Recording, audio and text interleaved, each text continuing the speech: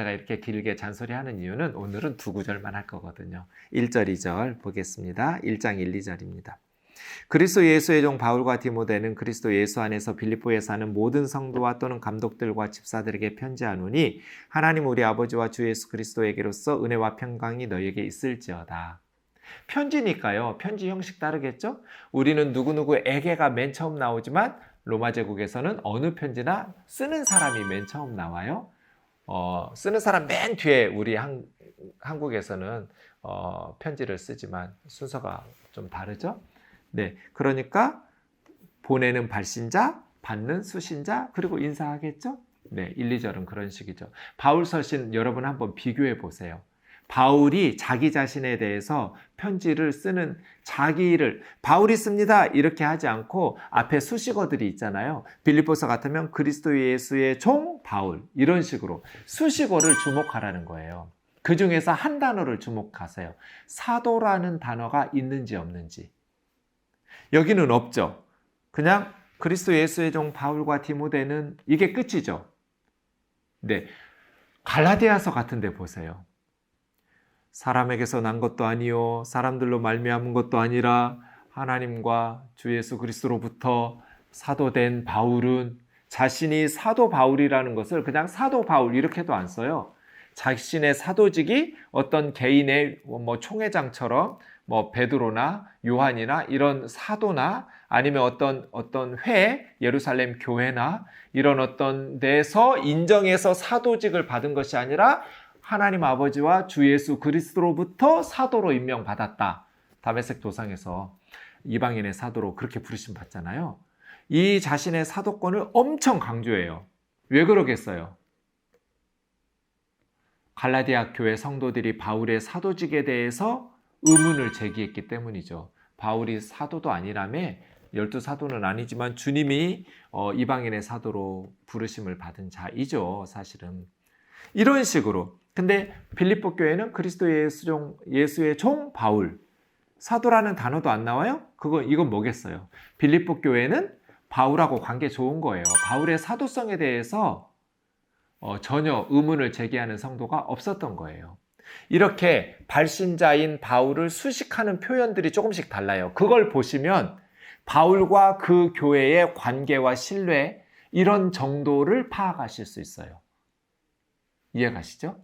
그래서 그냥 대충 보지 마시고 조금 관심 있게 보시면 좋을 것 같아요. 그리스도 예수의 종 바울과 디모데는 공저자인가? 빌립보서를 아무리 읽어도 디모데가 등장하지 않아요. 저자로, 공저자로. 근데 바울과 디모데는 하고 편지를 시작하면서 마치 이 편지의 공동 저자인 것처럼 써요. 실제로 디모데가 말하는 내용은 없거든요. 빌립보서 안에. 그럼 왜 이런 거 쓰겠어요? 그렇죠. 어찌 보면 바울은 지금 죽음을 앞둔 백전노장의 아버지뻘의 엄청난 사도죠. 디모데는 아들뻘의 어린 디모데예요.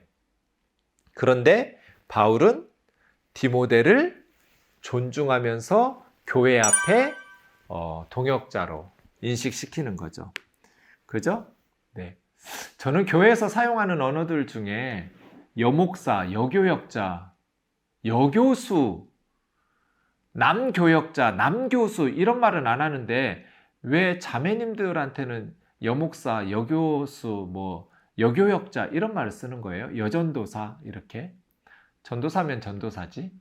남전도사 이렇게 안 부르잖아요. 그죠? 이런 것 좀 고쳤으면 좋겠어요.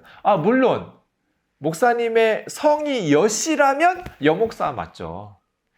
똑같은 원리로 부씨라면 부목사가 많은데 왜 교회에서 부목사라고 부르는지 이해할 수가 없어요. 그럼 담임 목사는 정목사인가? 저는 정목사니까 정목사인데 성이 정씨라면 정이고 그거 성이 정씨가 아니라면 정목사라고 안 하잖아요. 담임 목사를.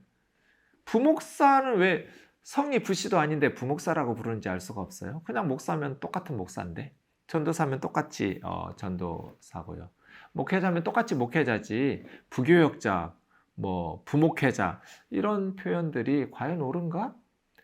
저는 그 속에 이런 생각이나 가치관들이 이렇게 의도하지 않아도 문화 속에, 호칭의 문화 속에 메시지가 전달된다고 보거든요. 잘못된 표현들이죠. 바울 보세요. 예수의 종 바울과 부목사 디모데는 이러지 않죠? 그냥 바울과 디모데는 이런 어떤 동역자로 존중하는, 어찌 보면 바울의 지금으로 하면 좀 이렇게 부교역자인 것처럼 인식될 수 있잖아요. 그런데 바울은 그렇지 않거든요.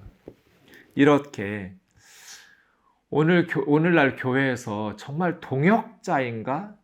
마치 아래 직원 대하듯이 담임 목사들이 그런 동역자들을 아랫사람 직원 부리듯 여기고 이렇게 함부로 하는 모습들을 보면 참 성경에서 멀다.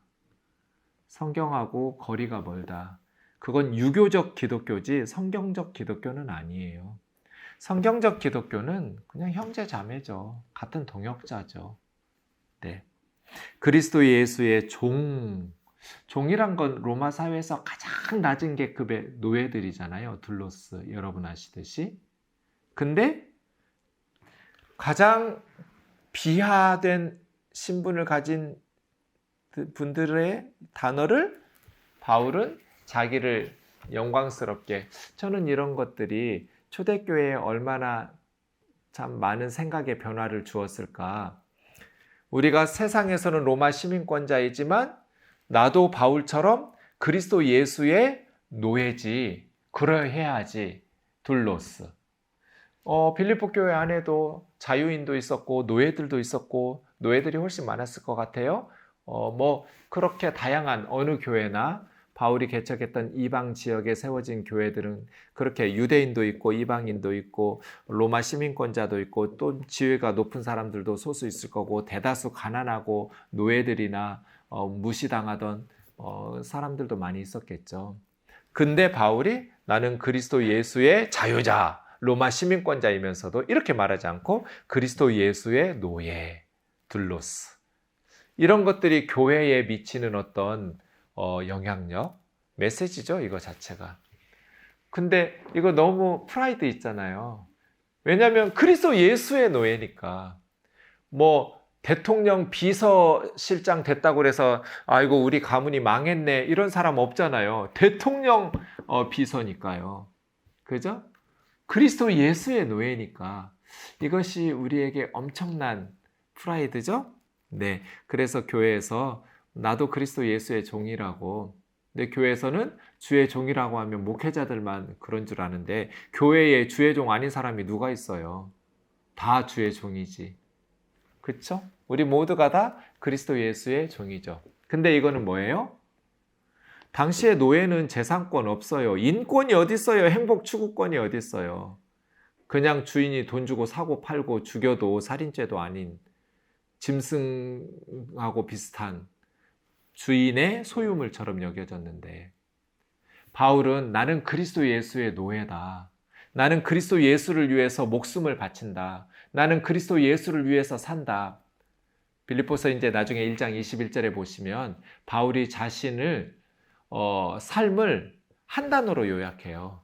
나에게 있어서는 산다는 것은 그리스도다. To live is Christ. 죽는다는 것도 한 단어로 요약해요. To die is gain. 삶은 그리스도, 죽는 것 유익함. 이렇게 한 단어씩으로. 진짜 뭐 퍼펙트한 영적 거인의 메시지죠. 바울에게 있어서 삶이란 그냥 한 단어로 그리스도예요. 예수. 그래서 나는 그리스도 예수의 종 바울. 이 말이 바울 서신과 사도행전을 읽어보면 그냥 하는 지금 뭐 자기 누릴 거 다 누려가면서 주의 종이라고 죄송해요 주둥아리라고 할 뻔했네. 입으로만 떠들어대는 이런 타락한 목사들하고 수준이 다른 말이에요. 정말 바울은 그리스도 예수의 종으로 살았어요. 그리스도 예수의 노예로.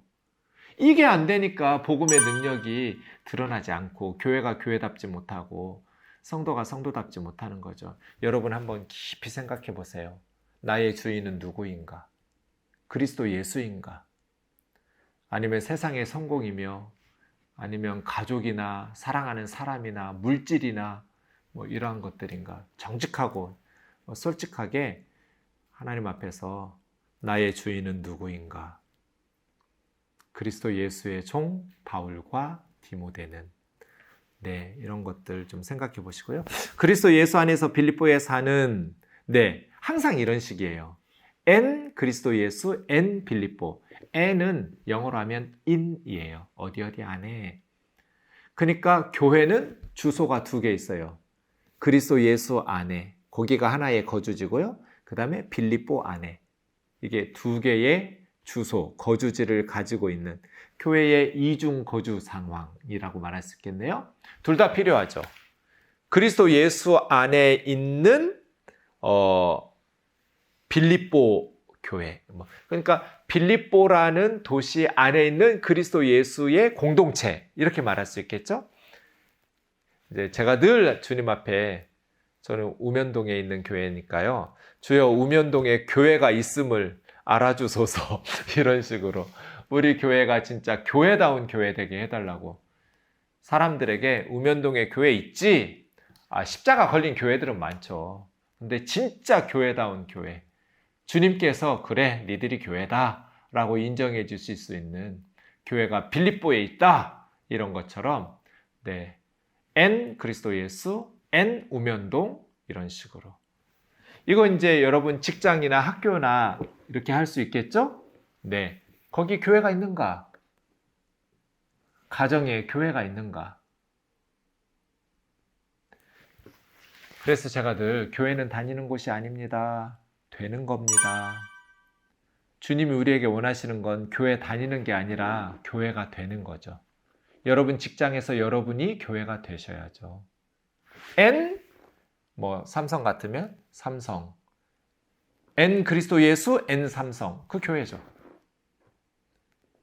빛과 소금의 역할을 감당하는 교회가 되어져 가는 그러한 무리들이 있다면 교회죠. N 현대, N 그리스도 예수. N LG, N 그리스도 예수. 얼마든지 말할 수 있겠죠. 그런 의미에서 저는 바울이 디모데를 존중하면서 그리스도 예수 안에 있는 빌립보 교회 성도들이라면 왜냐하면 빌립보 교회에 지금 분열이 있었잖아요. 분열이 왜 있어요? 상대방을 존중하지 않기 때문이잖아요. 귀하게 여기지 않기 때문에. 이런 면에서 보면 빌립보 사람들이 진짜 바울처럼 사역해야 되는데 아들뻘인 디모데를 존중하면서 세우려고 하는 이런 모습, 그리스도 예수의 마음이죠. 모든 성도와 하나하나는 여러분이 더 자세히 보시고요. 감독들과 집사들에게 지금 감독과 집사하고는 좀 달라요. 제가 이렇게 직분론을 책들을 여러 권 읽어보면 정확하게 알 수가 없어요. 초대교회는 알았을 텐데 직분들이 어떤 역할들을 했는지 지금 우리로서는 정확하게 감독이 뭐 했는지 집사가 뭐 했는지 또 감독들과 집사들은 어떻게 구분했는지 잘 모르겠어요. 연구한 학자들이 잘 모르겠다 이렇게 한 게 정답이에요. 그래서 잘 모르겠는데 어쨌든 초대교회 집사님들은 설교하기도 하고 지금처럼 봉사만 하고 이런 것보다는 전도하기도 하고 설교하기도 하고 이런 어떤 교회 지도자들 역할을 했었던 것 같고요. 감독들은 또 장로들이라고 하기도 하고 감독들이라고 하기도 하는데 지금과 같은 어떤 감독하고는 또 다르죠. 감리교 같은 그런 감독 체제와는 좀 다른 어쨌든 나이도 좀 있는 교회 리더들이었던 것 같은데 왜 모든 성도 했으면 되지 감독들과 집사들, 교회 리더들을 언급했을까요? 전 이것도 좀 생각해 봐야 될 것 같아요. 모든 성도들이 성경을 읽어야죠. 그런데 특별히 교회 지도자들이 하나님의 말씀에 더욱더 경청하면서 귀 기울여야 된다고 저는 생각해요. 맡은 역할 때문에. 그래서 특별히 모든 성도들만 해도 될 것 같은데 감독들과 집사들에게 편지하노니 이렇게 교회 리더들을 언급한 이유가 특별히 이 교회 지금 분쟁 중이니까 그 분쟁에 대한 책임은 교회 리더들에게 있는 거잖아요. 자기들이 싸우지 않았다 할지라도 그런 의미에서 이런 어떤 교회 리더들은 모든 성도들이 하나님의 말씀인 성경에 귀 기울이고 경청해야 하지만 특별히 더 교회 리더들이 하나님의 말씀을 경청하면서 순종해야 되는 사람들이라는 것을 좀 우리가 알 수 있겠죠. 네, 이렇게 1절에서도 정말 많은 것들을 우리가 생각해 볼 수 있어요. 그냥 허투루 읽으시면 안 돼요. 한 단어 한 단어를. 그 다음에 인사는 하나님 우리 아버지와 주 예수 그리스도에게로부터 은혜와 평강이, 언제나 은혜와 평강이죠. 은혜, 순서 한 번도 바뀐 적 없어요. 평강과 은혜였던 편지는 바울 서신에 없어요. 왜냐하면 은혜의 결과로 평강이 오기 때문에 순서가 언제나 은혜와 평강이죠. 은혜는 값없이 주어지는 하나님의 선물, 호의죠. 그리스도인들에게 가장 큰 저주는 은혜 없는 신앙생활을 하라는 거예요. 죽을 맛이죠. 예배를 드려도 은혜가 없고 찬송을 해도 기도를 해도 말씀 공부를 해도 재미도 없고 은혜가 없으면 정말 우시장에 끌려가는 소처럼 신앙생활이 그렇게 될 거잖아요. 그래서 저는 가장 큰 저주라고 은혜 없는 신앙생활 하라고. 그럼 반대로 가장 우리가 사모해야 될 게 뭐예요? 은혜죠. 은혜 있는 신앙생활 하면 우리 영혼이 살잖아요.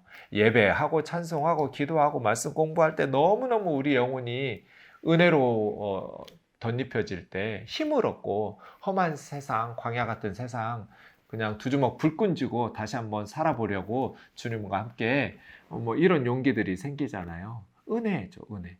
그래서 우리가 언제나 부자 되세요, 건강하세요 이렇게 하지 말고 주님의 은혜를 한 번이라도 더 이렇게 축복해 주는 것이 좋지 않을까요? 은혜와 평강을. 네, 안녕하세요 하기보다는 은혜와 평강이 있기를 원합니다. 또 이렇게 말하면 목사님 너무 닭살이라고 너무 성경적인 이렇게 말하는 분들도 있는데 처음에 어색해도요. 부자 되세요. 이거 저 처음 들을 때 엄청 싫었거든요. 근데 지금 아무렇지도 않은 게 너무나 많은 사람들이 부자 되세요 하고 인사하고 가잖아요. 전 아직도 좀 천박하다고 생각하는데 사람들이 그냥 아예 자신의 속내를 그대로 드러내면서 부자 되세요 하고 좋아하면서 이런 식으로 황금 보기를 돌같이 안 하고 요즘 황금 보기를 돈같이 하면서 황금처럼 이런 자신의 어떤 세속적인 욕망이나 이런 것들을 다 드러내는 인사들도 하는데 우리는 정말 좋은 은혜와 평강을 구하는 인사들이 처음에는 좀 너무 기독교적인 냄새가 나는 것 같지만 사실은 설명해 주면서 은혜와 평강을 잊기를 하면서 이게 좀 정착됐으면 좋겠어요. 그리스도인들만이라도 인사할 때 안녕히 가세요 라기보다는 은혜와 평강을. 근데 이게 어디서 와요? 하나님 우리 아버지. 바울은 위에서는 이제 나의 아버지 이렇게 말하기도 하거든요. 다음에는. 근데 나의 하나님이기도 하지만 우리 하나님 아버지이기도 하는 것이죠. 은혜와 평강의 근원이시죠. 그 은혜와 평강 하나님의 것이 우리에게로 오는 중보자이신 주 예수 그리스도가 있죠. 그러니까 우리가 착하게 살아서 기도 열심히 해서가 아니라 주 예수 그리스도의 은혜로 하나님 아버지로부터 은혜와 평강이 우리에게 임하는 거죠. 평강 샬롬 에이레네는 그냥 싸우지 않는 관계만 평화가 아니에요. 적극적이고 능동적으로 상대방의 행복을 위해서 희생하고 헌신하는 정말 좋아 죽는 그런 관계를 평강 샬롬이라고 말하니까 우리에게 있어서 굉장히 큰 축복이라고 할 수 있겠죠. 근데 주 예수예요. 주 예수 한마디 고백하려면 초대교회는 북한에서 주 예수 그리스도를 고백하며 목숨 걸어야 하듯이 로마 제국에서도 좀 그렇게 하죠. 어찌 보면 여러분 좀 길어졌는데요. 빌립보서의 말씀들을 전체적인 서론을 공부했던 것들과 연관 지어가면서 1, 2절들도 좀 살펴보면 좋겠습니다. 해석하고 지금 우리에게 적용하고 이렇게 해석과 적용들을 반복하면서 성경 공부를 스스로 좀 해 나가시면 좋겠습니다. 다음 시간에 만나겠습니다. 감사합니다.